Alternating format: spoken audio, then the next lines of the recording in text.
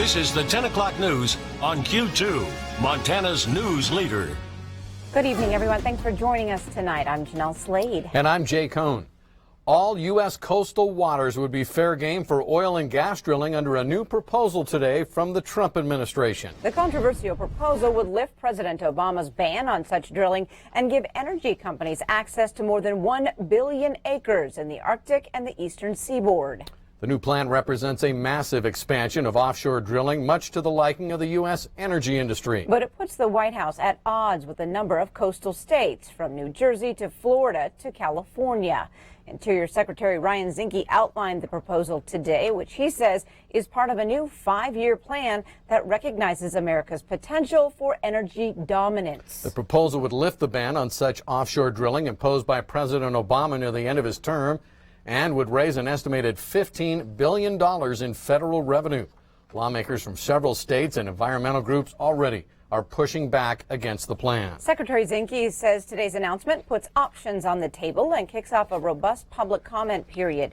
He says, quote, "The important thing is we strike the right balance to protect our coasts and people while still powering America and achieving American energy dominance." Opposition includes the governors of 9 coastal states, including New Jersey, Virginia, California, Oregon, and Washington. 64 environmental groups also issued a joint statement today against the plan. They call it a shameful giveaway to oil companies. The White House also provoking reaction from state leaders today as it flexes its muscle in the marijuana debate. This is about a decision by the state of Colorado, and we were told that states' rights would be protected. Colorado Republican Senator Cory Gardner taking to the Senate floor to slam today's decision without notification or conversation with Congress. Attorney General Jeff Sessions reversing an Obama-era memo that gives marijuana a pass in states where it is legal.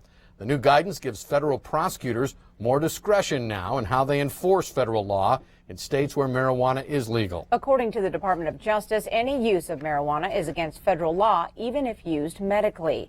Now, Montana's Attorney General has yet to respond to the action from Washington, D.C. But the Montana Department of Health says it is dedicated to the people of Montana. Public Information Officer John Ebelt says, quote, "Montana citizens have twice made it clear how they feel about this issue through the Citizens Initiative process. Our agency intends to follow state laws so that people with debilitating medical conditions can continue to access the medicine they need." Strong winds, snow, and severe flooding will not relent as a major snowstorm hammers the Northeast tonight. It's dropping more than a foot of snow from New York to Maine, halting traffic, knocking out power to tens of thousands. Kenneth Craig has the latest for us from Massachusetts. The so-called bomb cyclone battered the East Coast with blizzard conditions and brought historic flooding to Boston, Massachusetts, and other coastal areas in New England. This is the first time we have ever seen it up to this level. It's in my driveway now. Firefighters helped rescue trapped drivers while nearly 500 National Guard members were called in to assist with flood emergencies. It was like cars outside almost completely underwater, and there was water coming in the back door. This team was dispatched to Marshfield, Massachusetts to save a family as floodwaters came in through their back door.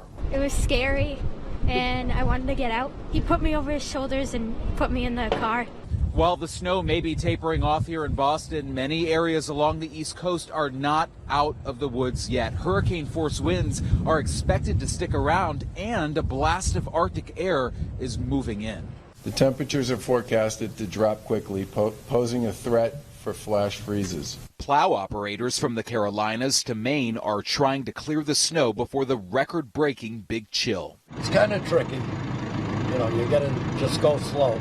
Travelers impacted by the cancellations of about 5,000 flights remain in limbo. We're delayed and we're not sure if we're going to be flying out here anytime soon.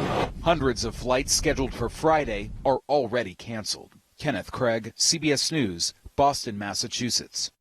Now, the frigid temperatures across the country this week are blamed for at least 15 deaths.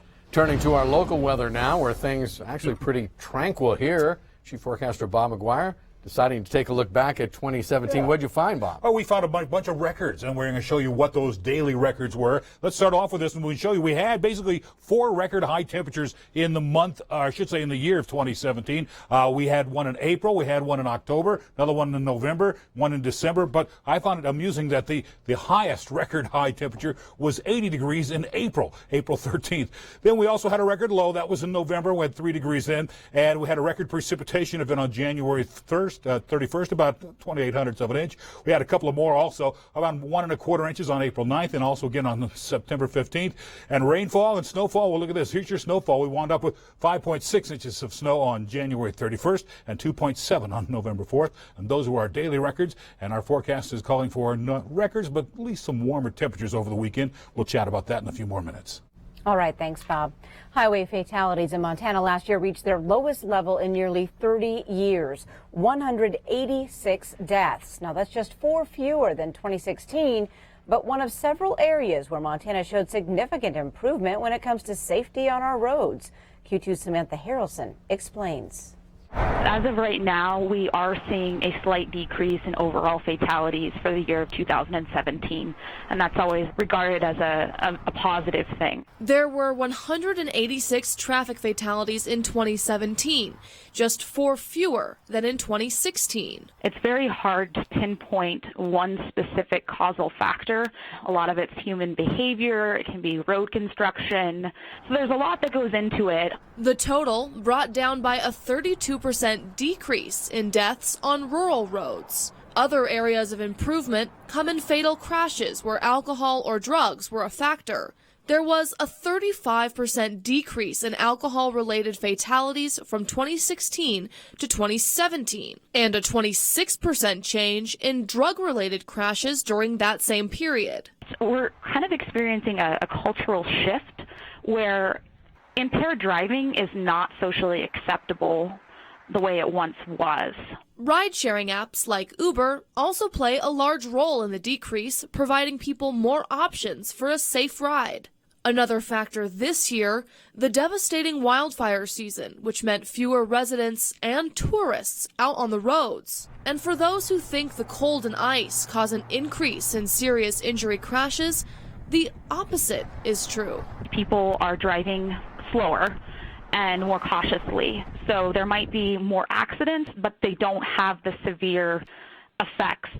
This year's numbers show the majority of fatal crashes in Montana involve just one vehicle, and in nearly half of fatal crashes, a seatbelt was not used. That is one thing that we consistently see over and over again, and that is people becoming involved in pretty simple crashes that they would have walked away from had they chosen to click their seatbelt. Of the 8 highway patrol districts, Butte had the most fatal crashes with 32. Billings came in second with 29. Samantha Harrelson, MTN News, Billings. Thanks so much, Sammy. Now, those who die within 30 days of a serious crash as a result of their injuries will be counted in the 2017 fatality total. So Sammy tells us it is possible that number could increase by the end of January. 2018 promises to be another big political year here in Montana, with U.S. Senator Jon Tester entering his 12th year in Washington.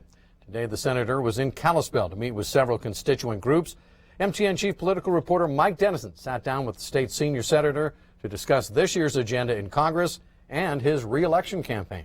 Tester, a Democrat, says he wants to work with President Donald Trump when he can on issues to advance the nation, but none of it means cutting programs like Social Security or Medicare. Speaker of the House has already said they're gonna do entitlement reform. That's code for we're going to cut these programs, and they're going to do it to pay for the tax bill. But the bottom line is that those programs have to remain as they are, and I'll be fighting hard to make sure that Social Security, Medicare, Medicaid, those kind of programs are there. Our elderly depend upon them. They're way too important to cut. Tester says deficit spending created by the tax cut bill is a big reason he voted against it.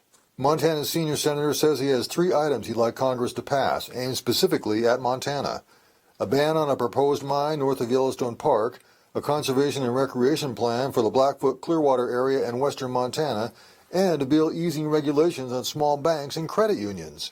Why is this important for Montana? Access to capital in rural America is critically important. The big guys aren't going to serve us. There's no way if we lose those community banks that they'll be replaced by the big Wall Street banks. It's just not going to happen, and it shouldn't happen. Tester says he doesn't anticipate problems renewing the Farm Bill, but on infrastructure, he's worried Republicans will push a bill to use public-private partnerships to finance it, and says that won't work in Montana.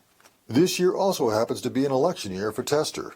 He says his opponents will try to cast him as a Washington insider out of touch with Montanans, but that tactic has been tried before. I'm still the guy that's a third generation. Farming is still my love. I love to go back and work with people and hear from Montanans and try to do right for this country, and that's why I get home nearly every weekend. That's why I go out and hold public meetings. That's why I go out and meet with people and businesses and talk to them about the challenges and get their ideas and take them back to Washington, D.C. Mike Dennison, MTN News, Kalispell. All right, thank you, Mike. Well, it's a special time for everyone when the Montana Hope Project helps a family. That program has granted wishes to children with critical illnesses since 1984. And tonight, Montana Highway Patrol troopers presenting Ryder Hoyam and his family with a trip to Disney World in Orlando. 2.5-year-old Ryder has congenital heart issues. Newly sworn-in Mayor Bill Cole says the troopers and the Hoyam family are great inspirations. Now, this vacation is a chance for the family to take a break from hospital trips and therapy. We're just so grateful to be able to have this opportunity and be able to take Ryder on a trip, and the whole family on a trip like this. He's so excited. Once in a lifetime opportunity for all of us to go, and we're really thankful and feel blessed to be able to have the opportunity to do this. When we have the opportunity to come and do things like this and see the effect that it has on the children and their siblings and their family, it's just awesome. It can make a bad day good just like that. The Montana Hope Project granted 24 wishes in 2017 and a total of 463 over the last 35 years. Great program, huh? Yes. Up next on Q2, what if one membership could connect you to classes at gyms all across your city? Well, this innovative idea now coming to Montana. And later tonight in sports, Scott has a thrilling finish between Senior and Skyview, plus some big college wins in town.